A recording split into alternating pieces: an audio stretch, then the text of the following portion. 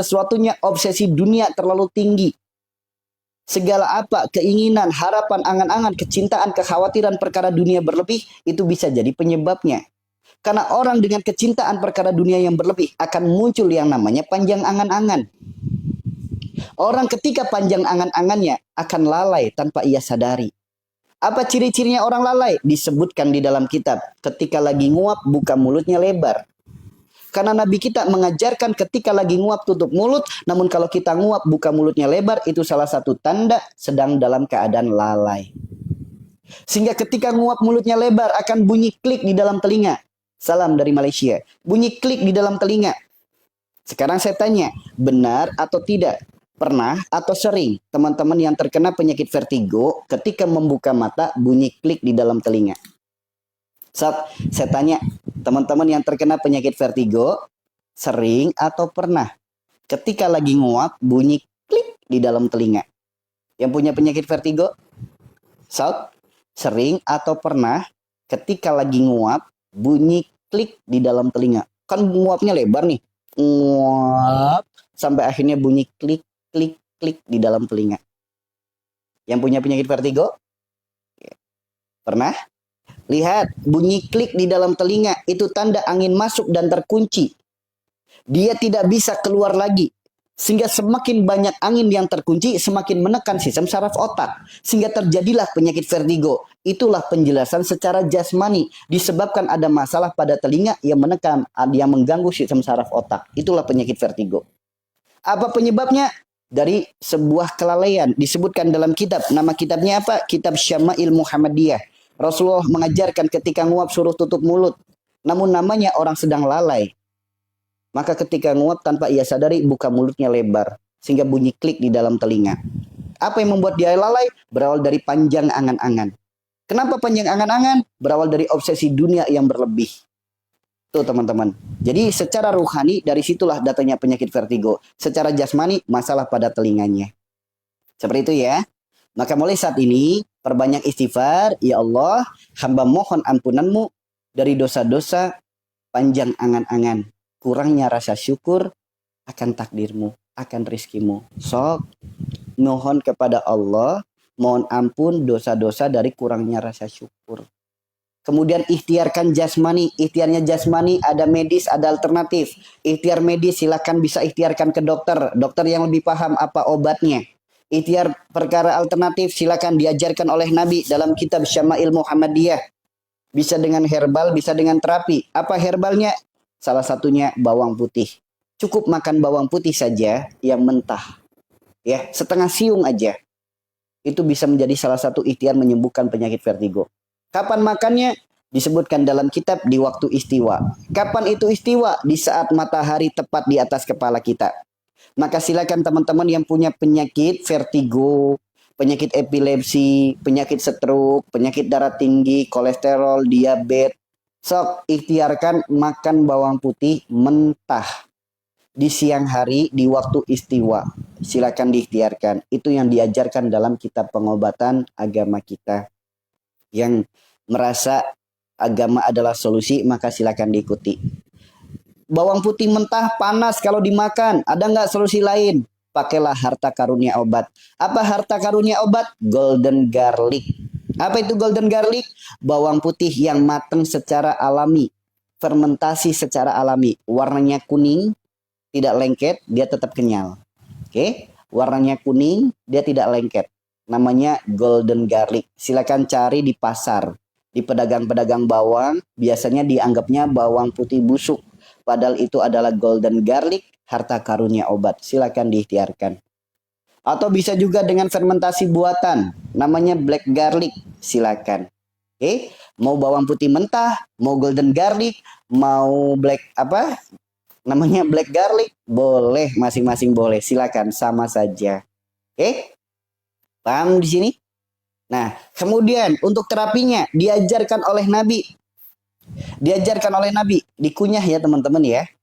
Dikunyah. Batuk juga sama. Batuk juga sama. Bawang putih mentahnya berapa? Setengah siung aja dimakan langsung. Siang-siang ya. Siang-siang. Makannya di waktu istiwa. Istiwa itu di saat matahari tepat di atas kepala. Kalau di kita antara jam 11 sampai jam 1 siang. Tuh, ada kitabnya teman-teman. Ya. Tuh, bawang putih mentah boleh, golden garlic boleh, black garlic boleh, silakan. Ya. Enggak ditelan aja Ustaz. Enggak, karena yang dibutuhkan getahnya. Getah itu menekan langit-langit mulut, dari langit-langit mulut menekan sistem saraf otak. Sehingga orang ketika makan bawang putih, air matanya keluar, terasa panas di telinga. Itu seperti itu. Kemudian di kepala tuh kayak orang kemasukan air rasanya. Itu yang dicari. Dari getahnya menekan langit-langit mulut, dari langit-langit mulut menekan sistem saraf otak. Jadi bukan bawang putih langsung ditelan. Enggak, bukan seperti itu. Ya, tapi dikunyah. Biarkan getahnya itu merangsang langit-langit mulut, nanti menekan sistem saraf otak. Makanya orang ketika makan bawang putih mentah, matanya langsung berair, telinganya langsung panas. Sok diikhtiarkan. Yang punya epilepsi, adanya sumbatan di saraf motorik. Yang punya penyakit stroke, sumbatan di saraf otak. Atau teman-teman yang punya hipertensi, yang banyak masalah sumbatan di aliran darahnya. Kolesterol, diabetes, asam urat, rematik, sok diikhtiarkan. Kanker-kanker, benjolan-benjolan, silakan diikhtiarkan. Itu ya teman-teman ya. Itu ada di dalam kitab Tibun Nabawi. Ya. Kunyahnya pakai nasi boleh, kunyah dulu biasa, setelah itu ditambahin nasi boleh. Tapi jangan pakai nasi, pakai bawang putih langsung dimakan, bukan. Kunyah dulu biasa. Karena yang dicari itu getahnya, teman-teman. Sehari cukup setengah siung aja, enggak usah banyak-banyak. Iya, karena di awal-awal itu detok alami. Jadi bawang putih itu bisa untuk mendetok tubuh kita, mengeluarkan segala yang kotor, segala yang buruk, segala yang tidak baik, segala yang mengganggu, asbab sakit, segala penyakit, segala sihir, bahkan gangguan goib. Itu. Jadi bisa untuk detok. Bawang putih itu bisa untuk detok. Ada kok dalam kitab Tibun Nabawi. Diajarkan oleh Nabi, ditulis oleh Ibnu Qayyim Al-Jauziyah. Ya. Nggak apa-apa itu ke gigi, kan bisa langsung setelah itu minum. Setelah itu bisa langsung minum. Seperti itu ya teman-teman ya. Kalau nggak kuat dimakan langsung, bisa dengan cara direbus. Caranya bagaimana? Sederhana. Teman-teman ikuti caranya. Yang pertama, air 3 gelas. Air 3 gelas itu direbus sampai mendidih. Ketika sudah mendidih, teman-teman sudah persiapkan bawang putih kurang lebih 7 siung sampai 9 siung yang sudah digeprek. Ya, bawang putih kurang lebih 7 sampai 9 siung yang sudah digeprek, masukin ke air yang sudah mendidih. Dari air 3 gelas dengan api sedang, biarkan menjadi setengah gelas, kurang lebih waktunya 45 menit. Nah, nanti kalau sudah setengah gelas, ambil airnya saja. Bawang putihnya nggak usah. Silakan diminum. Ya, sok itu juga bisa. Kalau pengen rasanya lebih enak, bisa ditambahkan madu. Silakan. Posisi hangat ya minumnya. Minumnya di waktu istiwa, di saat matahari tepat di atas kepala kita. Seperti itu ya. Ya. Diikhtiarkan saja teman-teman, diikhtiarkan. Itu bagi teman-teman yang punya masalah tadi ya tentang penyakit vertigo, sering sakit kepala, migrain, kelayangan, sulit tidur, atau insomnia, epilepsi, atau teman-teman yang terkena penyakit stroke, kanker, benjolan-benjolan, silakan diikhtiarkan teman-teman. Karena bawang putih itu ada salah satu zat anti kankernya. Silakan. Ya, setiap hari boleh nggak? Boleh, boleh teman-teman. Ya, iya, karena ketika makan bawang putih itu adrenalin tubuh itu langsung meningkat.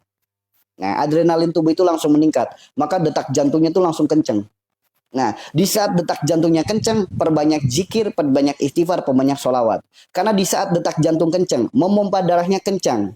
Jantung adalah kolbu, kolbu adalah hati. Ketika kita isi dengan zikir, setiap organ tubuh yang terlewati darah karena zikir, apapun segala penyakitnya atas izin Allah sembuh.